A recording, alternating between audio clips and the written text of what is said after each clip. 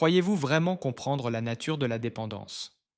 Carl Jung, l'un des esprits les plus influents de la psychologie, a découvert des vérités rarement discutées. Dans cette vidéo, vous découvrirez pourquoi vous pouvez vous sentir coincé dans des cycles nocifs et comment ces schémas peuvent influencer votre vie sans que vous en ayez conscience. Voici la psychologie derrière la dépendance, et les idées de Jung pourraient complètement changer votre façon de la percevoir. Préparez-vous à affronter les parties les plus ombragées de l'esprit humain. Vous êtes-vous déjà demandé pourquoi certaines personnes deviennent profondément attachées à leur dépendance alors que d'autres semblent épargnées? Est-ce vraiment une question de volonté? Jung soutenait que la dépendance n'était pas simplement un échec moral ou une faiblesse de caractère. Et si c'était en réalité le signe de quelque chose de beaucoup plus profond, un besoin désespéré de combler un vide intérieur? Lorsque nous essayons de fuir la douleur émotionnelle, nous cherchons souvent à retrouver quelque chose que nous avons perdu. Et si nos habitudes nocives étaient en réalité des cris silencieux pour trouver une direction et un sens? Cette perspective est puissante. Elle remet en question tout ce que nous pensions savoir sur le comportement addictif. Il y a des moments dans la vie où certaines habitudes s'installent sans que nous nous en rendions compte, surtout lorsque la vie semble chaotique. Peut-être que cela commence comme un moyen d'engourdir un malaise constant ou de faire face à un sentiment de vide qui refuse de disparaître. Finalement, ce qui semblait autrefois un soulagement inoffensif se transforme en routine. Et avant que nous nous en rendions compte, nous sommes pris dans un cercle destructeur. Nous poursuivons le confort, un sentiment de paix éphémère, mais nous nous retrouvons coincés dans des schémas qui nous épuisent. Et ainsi, une question plus profonde se pose. Qu'y a-t-il à la racine de ce cycle? Pourquoi revenons-nous sans cesse à ce que nous savons nous faire du mal? La vérité peut être plus profonde que ce que nous imaginons. Souvent, ces comportements sont le reflet d'une douleur non résolue, des tentatives pour combler des espaces en nous qui semblent impossibles à remplir. Il ne s'agit pas seulement de rechercher le plaisir ou une distraction temporaire, il s'agit d'un désir de sens, d'essayer de se reconnecter à quelque chose que nous sentons avoir perdu. Même lorsque nos actions semblent autodestructrices, au fond, elles peuvent être les symptômes d'un voyage caché vers le sens, des tentatives pour apaiser une douleur que nous n'avons même pas entièrement identifiée. Chaque comportement addictif porte une histoire cachée, une histoire de séparation et de lutte intérieure.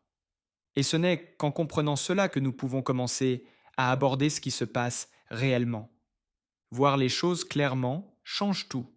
Il ne s'agit pas seulement de rompre une habitude, il s'agit de reconnaître la douleur qui la motive.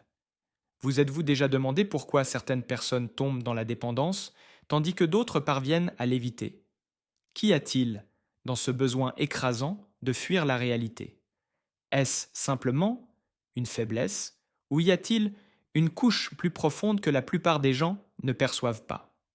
Carl Jung, une figure majeure de la psychologie analytique, proposait une vision profondément éclairante. Pour lui, la dépendance n'était pas simplement un défaut de personnalité ou un manque de discipline. Il percevait la dépendance comme une tentative désespérée de trouver du sens. Un effort tragique, mais sincère pour combler un vide spirituel que tant de personnes portent en elles. Et si, juste si, la dépendance était en réalité une tentative ratée de transcender l'ordinaire? Cela peut sembler inhabituel, mais peut-être que ceux qui sont piégés dans des schémas destructeurs recherchent en réalité quelque chose de sacré, quelque chose qui apporte de l'ordre au chaos de l'existence quotidienne. Jung croyait qu'au fond, ceux qui luttaient contre la dépendance n'essayaient pas simplement d'échapper à la douleur. Ils cherchaient quelque chose au-delà d'eux-mêmes, quelque chose qui s'élève au-dessus de l'ordinaire. À quelle fréquence prenons-nous le temps de considérer cela? Combien de personnes ont réfléchi à l'idée que la dépendance pourrait découler d'un manque de sens ou de but dans la vie? Cette perspective change tout. Repensez aux nombreuses fois où vous, ou quelqu'un de proche, avez cherché un soulagement au mauvais endroit, à travers des substances, des habitudes nocives, ou même des dépendances socialement acceptées comme le travail excessif ou la recherche constante de validation. Le véritable problème n'est pas seulement la dépendance elle-même, mais la vérité plus profonde qu'elle tente de cacher. La psychologie jungienne nous encourage à aller sous la surface et à poser la question: que cherchons-nous vraiment? Si cette question vous a déjà traversé l'esprit, peut-être êtes-vous déjà sur le chemin. Après tout, qui n'a pas lutté avec un conflit intérieur? Et combien d'entre nous restent coincés dans ce combat sans même s'en rendre compte? Selon Carl Jung, la dépendance porte un poids bien plus profond que ce que la plupart des gens réalisent. Il ne la voyait pas comme un signe de faiblesse ou simplement comme un comportement nuisible, mais comme une tentative mal dirigée de combler un vide spirituel ou existentiel, un vide que beaucoup portent silencieusement toute leur vie. Avant de continuer, j'aimerais vous inviter à vous abonner à la chaîne et à rejoindre ce voyage de réflexion et de transformation. En vous abonnant, vous faites partie d'une communauté réfléchie, des personnes qui recherchent un sens dans un monde de plus en plus complexe. La dépendance ne consiste pas seulement à échapper au stress ou à éviter l'inconfort. À sa racine, il s'agit de tenter de se reconnecter à quelque chose de supérieur, quelque chose qui donne à notre existence une valeur plus profonde. Cela commence souvent lorsqu'une personne échoue à trouver du sens dans un monde qui semble vide ou déconnecté de ce qui compte vraiment. Imaginez quelqu'un qui, après une longue journée épuisante, se sert un verre pour se sentir mieux. Que cherche-t-il vraiment à apaiser? Pour Jung, il ne s'agissait pas seulement du soulagement temporaire apporté par l'alcool, c'était une tentative plus profonde, presque spirituelle, de transcender la souffrance, de se reconnecter à quelque chose qui apporte une véritable paix. Mais au lieu de trouver cette paix par la réflexion, la conscience de soi ou des pratiques spirituelles, les gens se tournent souvent vers des habitudes qui ne font qu'élargir le vide intérieur. Du point de vue de Jung, la dépendance est une recherche mal orientée de plénitude. Ce n'est pas seulement une forme d'évasion, c'est un désir profond. Et souvent, nous ne réalisons même pas à quel point la dépendance se manifeste de manière subtile. Ce ne sont pas seulement des choses évidentes comme la consommation de drogue ou la dépendance à l'alcool. Combien de personnes se perdent dans leur travail, dans le matérialisme, dans les réseaux sociaux ou dans une quête sans fin de réussite? Toutes ces formes reflètent, chacune à leur manière, le même élan, le désir de fuir le présent superficiel et de se connecter à quelque chose de plus profond, quelque chose qui nous fait sentir complets et en paix. Pour Jung, cette quête représente un désir d'unifier toutes les parties de nous-mêmes de manière significative. Mais le problème est que beaucoup d'entre nous se perdent en chemin, car nous cherchons à l'extérieur ce qui ne peut être trouvé qu'à l'intérieur. Lorsque nous essayons de combler un vide spirituel par des solutions externes, nous nous éloignons de plus en plus de notre vrai soi. À ce stade, des enseignements comme le stoïcisme et le développement personnel deviennent des outils puissants. Le stoïcisme, par exemple, nous rappelle que ce que nous cherchons à l'extérieur existe déjà en nous. Des philosophes comme Marc Aurèle ont souligné l'importance d'accepter les difficultés et de choisir la simplicité pour trouver la véritable paix, celle qui vit uniquement à l'intérieur. Lorsque nous acceptons qui nous sommes vraiment et cessons de fuir nos peurs, la dépendance commence à perdre son emprise sur nous. Cette quête incessante de transcendance est quelque chose que nous avons tous, d'une manière ou d'une autre, ressenti. Mais que se passerait-il si, au lieu de canaliser notre énergie dans des comportements addictifs, nous l'utilisions pour nous engager dans des pratiques qui favorisent réellement la connexion et la conscience de soi? Jung croyait que se tourner vers l'intérieur est la clé pour comprendre et intégrer les parties cachées de nous-mêmes, ce qu'il appelait l'ombre. Grâce à la méditation, à l'introspection et aux disciplines spirituelles, nous pouvons nous élever au-dessus de notre souffrance, sans tomber dans des habitudes qui nous éloignent davantage de notre moi authentique. Alors, laissez-moi vous demander, que recherchez-vous vraiment dans vos routines quotidiennes? Serait-il possible que vous essayiez de combler un vide que seule une reconnexion avec votre vraie nature peut guérir? Selon Jung, la dépendance et l'ombre révèlent toutes deux des vérités profondes, souvent troublantes, sur la nature humaine. L'ombre représente les parties de nous-mêmes que nous préférerions garder cachées. Émotions, impulsions et désirs que nous jugeons inacceptables. Mais réprimer ces parties ne les fait pas disparaître. En fait, plus nous essayons de les nier, plus elles deviennent puissantes, se manifestant souvent sous la forme de comportements addictifs. Jung considérait la dépendance comme un symptôme, un signal que nous réprimons des aspects importants de notre psyché. Ces éléments, ignorés, ne disparaissent pas simplement. Au contraire, ils nous influencent silencieusement, souvent de manière nuisible et inconsciente. Imaginez l'ombre comme un compagnon silencieux, toujours présent, même lorsque nous faisons semblant qu'elle n'existe pas. Lorsque nous refusons de faire face à ce côté sombre, il commence à s'infiltrer dans d'autres domaines de notre vie. Prenons quelqu'un qui enterre sa colère ou son ressentiment. Il peut, sans s'en rendre compte, se tourner vers l'alcool ou d'autres substances pour échapper à des émotions qu'il n'a pas traitées. Bien sûr, ce soulagement est de courte durée. Il renforce en réalité les mêmes pulsions qu'il essaie de faire taire. Et ainsi, le cycle destructeur continue. Plus nous essayons de fuir nos sentiments refoulés, plus nous tombons profondément dans le piège de l'addiction. Selon Jung, l'addiction est une confrontation mal dirigée avec l'ombre, une confrontation qui aggrave le problème au lieu de le résoudre. Le véritable chemin de la guérison consiste à amener l'ombre à la lumière, reconnaître les parties de nous-mêmes que nous craignons et les accepter comme faisant partie de notre être tout entier. Lorsque nous cessons d'éviter et commençons à affronter ces éléments refoulés, leur pouvoir de nous nuire diminue, et ils peuvent être intégrés dans notre identité de manière saine et consciente.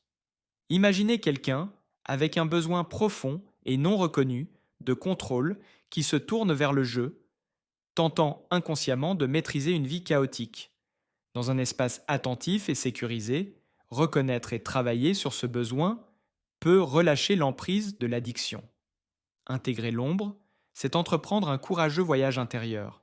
Cela signifie assumer les traits que nous avons tendance à cacher, ceux qui nous font sentir honteux ou vulnérables. Mais une fois que nous les amenons à la lumière, ils ne nous dominent plus depuis l'obscurité. Jung enseignait que faire face à l'ombre ne réduit pas seulement son poids, cela le transforme en force intérieure. En acceptant ce côté caché de nous-mêmes, l'addiction cesse d'être une malédiction et devient une porte vers l'évolution personnelle. C'est comme récupérer l'énergie, autrefois perdue dans des habitudes nuisibles, et l'utiliser pour construire quelque chose de puissant et d'authentique. Souvent, nous essayons d'enterrer nos insécurités, nos peurs et nos frustrations. Mais plus nous les réprimons, plus notre ombre intérieure devient puissante, jusqu'à ce que l'addiction émerge comme un signal que quelque chose de profond en nous est déséquilibré. Confronter cette ombre n'est pas simple. Cela nous oblige à faire face à nos imperfections, à nos erreurs et à nos émotions inconfortables. Pourtant, dans cet acte courageux de confrontation réside le potentiel d'une véritable transformation. Lorsque nous apprenons à intégrer l'ombre, elle cesse d'être une menace et devient une partie vitale de notre identité. Jung ne se contentait pas de préconiser l'acceptation de l'ombre, il nous exhortait à interagir avec elle consciemment. Ce travail intérieur peut être soutenu par la thérapie, la méditation, ou même en exprimant nos pensées et sentiments les plus vulnérables par l'écriture. Plus nous prenons conscience de ce qui a été mis de côté, plus nous gagnons de pouvoir sur nos choix. Et l'addiction perd progressivement son emprise. La véritable libération commence lorsque nous embrassons chaque partie de nous-mêmes, sans déni ni résistance. Selon Jung, l'ombre joue un rôle crucial dans la conduite de l'addiction et des comportements compulsifs. Il croyait que ce comportement provient d'un vide spirituel, une déconnexion avec notre moi profond, la partie de nous où conscient et inconscient se rencontrent. Lorsque nous perdons le contact avec ce soi profond, nous nous retrouvons avec un vide que nous tentons instinctivement de combler. Cela conduit souvent à des compulsions, qu'il s'agisse de consommation de substances, de navigation obsessionnelle sur les réseaux sociaux, d'achats impulsifs ou de relations destructrices. Mais ce ne sont là que des solutions superficielles. Elles offrent un soulagement momentané, tandis que la blessure profonde reste intacte. Dans la vie moderne, nous sommes constamment exposés à des messages qui lie notre valeur à la productivité, au succès matériel et à la reconnaissance sociale. Cela ne fait qu'élargir le fossé entre nous et notre essence. Beaucoup de gens, se sentant perdus, poursuivent des satisfactions éphémères qui ne nourrissent jamais réellement l'âme. Pour Jung, la solution réside dans une reconnexion intérieure, réunir le conscient et l'inconscient, et embrasser chaque dimension de nous-mêmes.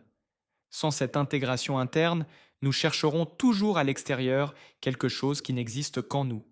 L'argent, la célébrité et l'approbation sociale peuvent apaiser la douleur un temps, mais ils ne combleront pas le vide.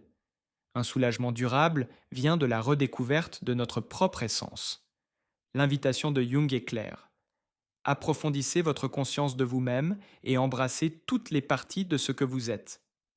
Ce faisant, vous trouverez la paix non pas par la validation externe, mais par l'acceptation authentique de vous-même. Ce que nous désirons est déjà en nous. Nous devons simplement regarder à l'intérieur et le reconnaître. Beaucoup découvrent que des pratiques comme la méditation, la thérapie et la philosophie offrent des moyens puissants de calmer les distractions externes et de se reconnecter à ce qui compte vraiment à l'intérieur. Aujourd'hui, le vide spirituel est un sentiment répandu. Les gens cherchent souvent à y échapper de manière maladroite en utilisant des distractions qui ne mènent finalement nulle part. Mais la véritable guérison ne vient pas de l'extérieur. Elle commence à l'intérieur. Pour Jung, la compréhension de soi et l'intégration de notre être tout entier sont des étapes essentielles pour guérir le vide spirituel. Lorsque nous revenons à notre moi authentique, les compulsions commencent à s'estomper et nous découvrons une paix plus profonde. Une paix qu'aucun plaisir passager ou succès externe ne peut réellement offrir. Le véritable voyage se déroule à l'intérieur. C'est là, profondément en nous, que nous commençons à découvrir le sens que nous avons toujours cherché. Un exemple parlant de cette quête intérieure est l'histoire de Jean. En apparence, Jean semblait avoir tout sous contrôle. Un emploi stable, des amis avec qui sortir le week-end et une routine quotidienne qui paraissait parfaitement normale pour la plupart des gens. Mais sous cette normalité, il portait un poids silencieux, des habitudes subtiles qui commencèrent lentement à prendre le contrôle de sa vie. Au début, elles semblaient inoffensives. Prendre de la restauration rapide après le travail, boire une bière pour se détendre, placer de petits paris lors des matchs de football du week-end. Ces petits plaisirs semblaient soulager le stress. Mais avec le temps, ces petites échappatoires se transformèrent en quelque chose de plus sérieux. Une addiction silencieuse qui se répandit progressivement dans tous les aspects de sa vie. Ce qui avait commencé comme un simple verre se transforma en consommation excessive quotidienne. Le pari, occasionnel, devint une habitude compulsive. La malbouffe devint son alimentation de prédilection. Jean se retrouva de plus en plus épuisé, émotionnellement engourdi et distant des personnes autour de lui. Même dans les moments censés être agréables, un vide profond persistait sous la surface. Le travail qui lui donnait autrefois un sens semblait désormais étouffant. Son humeur était dominée par l'anxiété, l'irritabilité et un sentiment constant d'insatisfaction. Plutôt que de confronter ce qui se passait, Jean s'enfonça encore davantage dans ses routines, espérant que davantage de la même chose finirait par combler le vide qu'il ne pouvait expliquer. Finalement, la réalité le rattrapa. Les conséquences devinrent impossibles à ignorer. Il se noyait dans les dettes à cause du jeu. Sa santé se détériora à cause d'une mauvaise alimentation et de l'abus d'alcool. Ses relations commencèrent à s'effriter. Ses amis cessèrent de prendre contact et sa famille devint distante, inquiète et incertaine de la manière de l'aider. Pris dans une spirale descendante, chaque effort pour changer semblait échouer. Il commença à croire qu'il n'y avait aucune issue, que ses addictions étaient la seule chose qui le maintenait à flot. Mais alors, comme beaucoup de ceux qui atteignent leur point de rupture, Jean eut un moment de clarté. Après une nuit particulièrement imprudente, il se regarda dans le miroir et reconnut à peine le visage qui lui faisait face, fatigué, épuisé et émotionnellement vidé. C'était le moment où il sut qu'il devait opérer un changement. À la recherche de conseils, Jean tomba sur les idées de Carl Jung. En explorant la psychologie jungienne, il fit une réalisation puissante. Ses addictions n'étaient pas seulement une question d'habitude. Elles étaient enracinées dans sa tentative inconsciente d'éviter son ombre. Il ne fuyait pas seulement le stress ou les difficultés. Il fuyait un vide bien plus profond en lui. Il trouva également de la sagesse dans les écrits de penseurs stoïciens comme Sénèque et Marc Aurèle. Grâce à eux, il apprit que la véritable liberté ne vient pas de l'évasion des problèmes de la vie, mais de l'affrontement de ceux-ci avec honnêteté, courage et simplicité. Cela déclencha un changement. Jean décida de reprendre sa vie en main, non pas par de grands gestes, mais par de petites étapes intentionnelles. Il réduisit sa consommation d'alcool, il devint plus attentif à ce qu'il mangeait, et peut-être le plus difficile, il abandonna le jeu. Chaque petit succès ressemblait à une percée majeure, mais il savait que ce ne serait pas une solution rapide. La route à venir restait incertaine et exigeante. Chaque fois que le sentiment de vide revenait, Jean se tournait vers l'intérieur. Il méditait, il réfléchissait. Il commença à construire une nouvelle relation avec lui-même. Les enseignements de Jung l'aidèrent à voir ses compulsions pour ce qu'elles étaient vraiment, des tentatives mal orientées de soigner une blessure spirituelle. En apprenant à se reconnecter à son monde intérieur, Jean entama une transformation qui changea tout. Au fil du temps, Jean commença à simplifier son mode de vie. Il prit ses distances avec les tentations qui l'entouraient autrefois et reconstruisit progressivement ses liens avec sa famille et ses amis. Pour son entourage, il semblait être une personne entièrement différente. Mais cette transformation n'était pas le résultat d'une fuite de ses problèmes, bien au contraire. Jean comprit que la seule voie possible était de les affronter directement.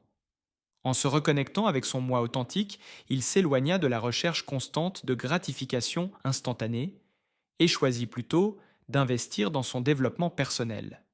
Chaque petit pas en avant semblait être un triomphe. Aujourd'hui, lorsqu'il repense à son passé, il ne reconnaît pas seulement les erreurs qu'il a commises, mais il prend aussi conscience de la croissance qui a émergé en les affrontant. Son parcours sert de puissant rappel que, même dans nos moments les plus sombres, il existe toujours une opportunité de renouveau. Jean réalisa que l'accomplissement véritable ne vient pas des distractions rapides. Il naît de l'engagement à se réinventer lors des moments les plus difficiles de la vie. Le concept d'individuation devint central dans son évolution, un processus que Carl Jung considérait comme vital pour surmonter les comportements destructeurs. Pour Jung, l'individuation est le chemin vers son moi véritable, en unissant les aspects conscients et inconscients de la psyché, et en acceptant à la fois notre lumière et notre obscurité. Lorsque nous nions certaines parties de nous-mêmes, elles ne disparaissent pas simplement. Au contraire, elles refont souvent surface de manière nuisible et inconsciente. Cela était vrai pour Jean, qui avait tenté de faire face à un vide intérieur profond par l'alcool, le jeu et la nourriture compulsive. Mais ces habitudes ne faisaient que dissimuler la racine du problème. En s'engageant dans le processus d'individuation, Jean commença à explorer son paysage intérieur, affrontant les peurs, les insécurités et les désirs qu'il avait longtemps évités. Il commença à comprendre que ses comportements d'autosabotage n'étaient pas aléatoires. Ils étaient à des tentatives pour apaiser le vide qu'il ressentait à l'intérieur. À travers ce processus, il se reconnecta à son moi profond en acceptant et en intégrant les éléments plus sombres de sa personnalité. Il comprit que rechercher l'approbation ou un soulagement temporaire n'était pas un chemin durable. Le travail intérieur n'était pas facile, mais il apportait des récompenses durables. Jean apprit à reconnaître ses vulnérabilités, son besoin de contrôler et sa peur de l'échec. Et lorsqu'il cessa de résister à ces parties de lui-même, elles se transformèrent de fardeau en source de perspicacité et de croissance. En chemin, il remarqua également des schémas, des déclencheurs qui le ramenaient à ses anciennes habitudes lorsqu'il se sentait rejeté ou incertain. Ces cycles le maintenaient piégé, mais une fois qu'il en prit conscience, il put enfin se libérer. Au lieu de fuir les émotions difficiles, il choisit de les affronter directement, d'en explorer l'origine et de commencer à guérir de l'intérieur. Ce parcours lui apporta clarté et le fit prendre la responsabilité de sa vie. Il réalisa qu'il avait toujours eu le pouvoir de changer.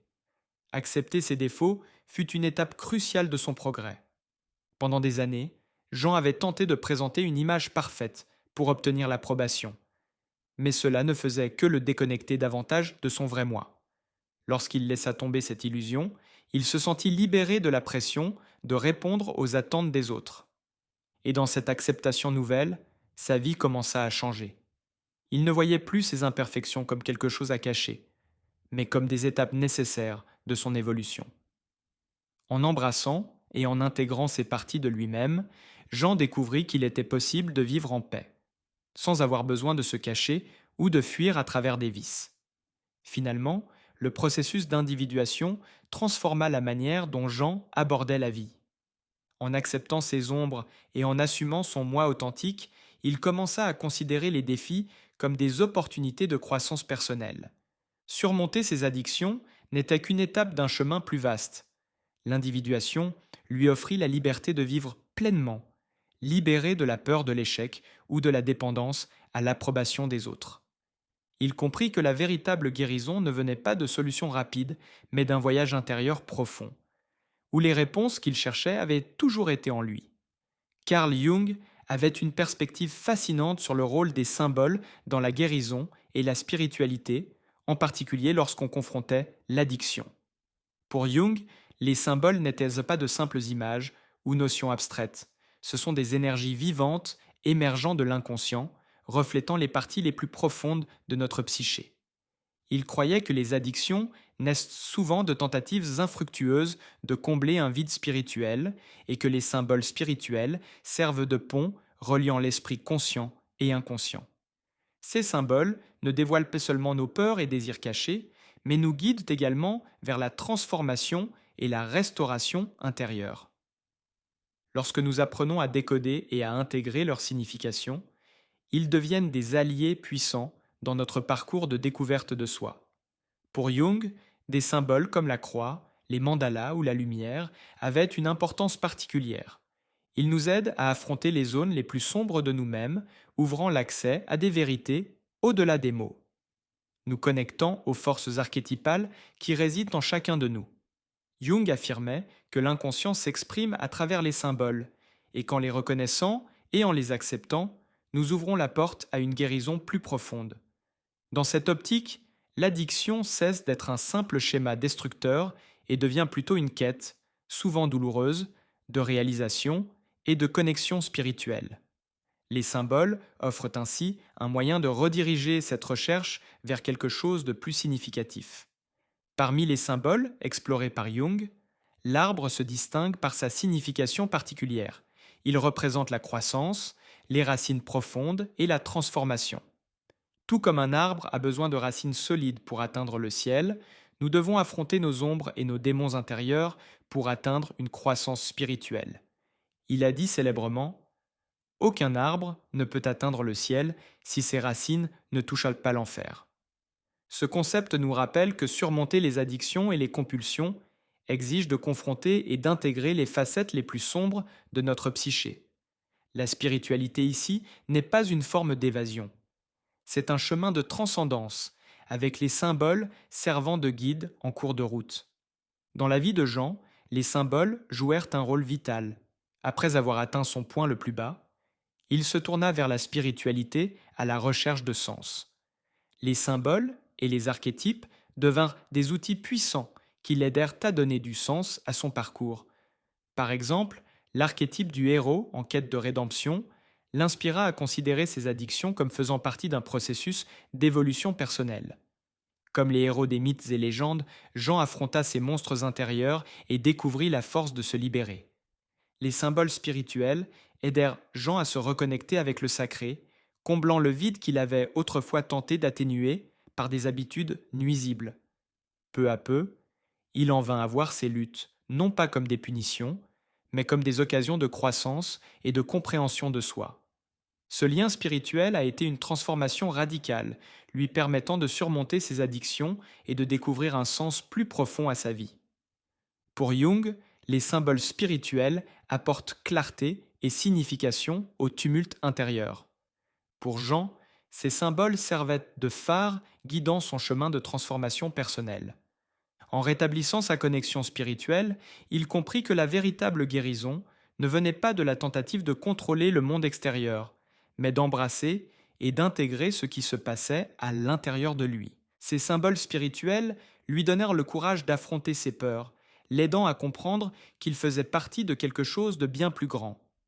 En acceptant ces symboles et en s'ouvrant à la spiritualité, Jean s'éleva au-dessus de ses vices et trouva une paix intérieure qu'il n'avait jamais connue auparavant. Surmonter une addiction est un défi, mais la psychologie nous enseigne que reconnaître ses racines est la première étape essentielle. Avez-vous déjà pensé que découvrir un objectif de vie significatif pourrait tout changer? Je tiens à prendre un moment pour vous remercier sincèrement d'être arrivé jusqu'ici. C'est vraiment un privilège de vous avoir avec moi dans ce voyage. Lorsque nous avons commencé à explorer l'addiction et les profondeurs de l'esprit humain sous cet angle, vos attentes étaient peut-être modestes. Mais regardez tout le chemin que nous avons parcouru. Vous êtes resté engagé jusqu'à la fin, vous immergeant dans chaque idée et réflexion, et cela en dit long sur qui vous êtes. Cela montre que vous avez le courage d'aborder des sujets difficiles, le désir de mieux vous comprendre, et peut-être, juste peut-être, que vous êtes prêt à soutenir d'autres personnes prises dans des cycles similaires. Permettez-moi de partager une histoire avec vous.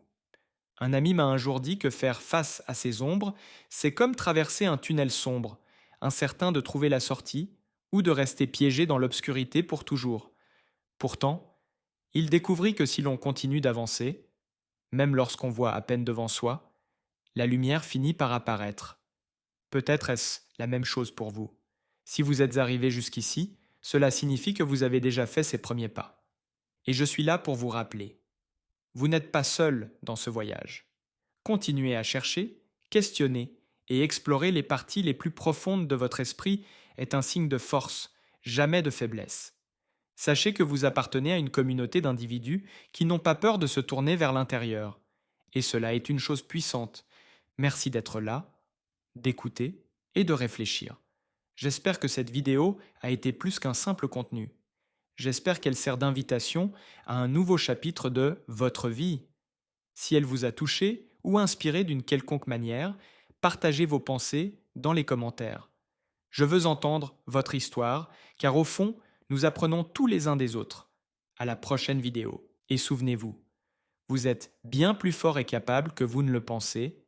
À bientôt